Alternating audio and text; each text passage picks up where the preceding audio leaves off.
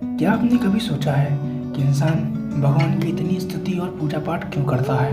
क्योंकि वो बहुत ही शक्तिशाली है, जादुई शक्तियाँ हैं और ताकतवर है, इसलिए। और जिसकी भी चाहे मनोकामना पूरी कर सकता है और जिसके भी चाहे जीवन को मिटा सकता है, यहाँ तक कि पूरे ब्रह्मांड को भी। क्या इसीलिए हम उसे भगवान कहते हैं और पूजते हैं, ताकि वो कहीं क्रोधित होकर हमें तबाह ना कर दे, या खुश होकर सारी मनोकामना भी पूरी कर सकता है। इसका मतलब हर पूजा पाठ, पाखंड, आडंबर, कथा, भागवत, अजान आरती के पीछे कहीं ना कहीं डर है या फिर लालच।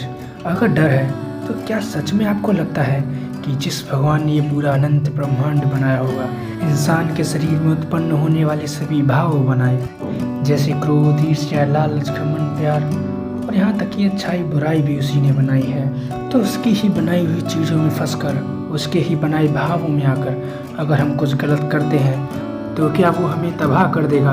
कहीं तुमने उसे इंसानों की ही तरह बेअक्ल तो नहीं समझ लिया, जो वो अपने ही बनाए भावों में चलने वालों को तबाह कर देगा? और अगर उसकी पूजा पाठ आरती नहीं करोगे तो क्या वो ये सारे ब्रह्मांड को खत्म कर देगा? क्या आपको सच में लगता है कि सब कुछ बनाने वाले जो सच्चा भगवान है वो अपनी बड़ाई या स्तुति का भूखा है? हाँ, ढोंगी भगवान भूखे हो सकते हैं, लेकिन जो सच्चा भगवान है, क्या केवल ये कहना उसे कि भगवान तुमने जो कुछ भी दिया है उसके लिए और इस जीवन के लिए बहुत बहुत शुक्रिया, क्या इतना कहना काफ़ी नहीं होगा? और अगर आप पूछते हैं क्योंकि आपके अंदर लालच है कुछ पाने का, तो क्या उसे पता नहीं होगा कि तुम लालची हो? दिखावा चाहे जितना भी कर लो, वो सब जानता होगा इस धरती पर ऐसी कोई भी चीज़ नहीं है जिसकी इंसान को ज़रूरत हो और भगवान ने उसे पहले से ही देकर ना भेजा हो।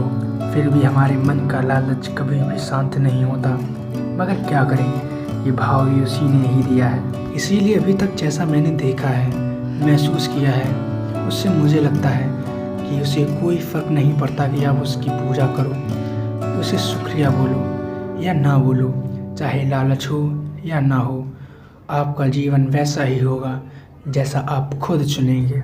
और वो किसी के भी जीवन में हस्तक्षेप नहीं करता है, और अगर वो किसी एक के भी जीवन में दखल दे रहा है, चाहे कारण कोई भी हो, तो वो अपने ही नियम तोड़ रहा है, वो भेदभाव कर रहा है। अगर ऐसा है तो भगवान नहीं हो सकता। इस पर आपकी राय क्या है, कमेंट में ज़रूर बताइए। आप चैनल सब्सक्राइब करें या ना करें, इससे मुझे कोई फ़र्क नहीं पड़ता। बस चाहता हूँ कि आप कमेंट में अपनी राय ज़रूर दिया करें, ताकि मैं थोड़ा और सीख सकूं। क्योंकि मैं कोई धर्म स्थलों का बिजनेसमैन नहीं हूं जो पाखंड से रुपए कमाता हो। मैं तो बस सच्चे भगवान की तलाश में हूं। शायद उसका जवाब आपकी ही राय में मिल जाए। तो प्लीज़ कमेंट में अपनी राय ज़रूर देना।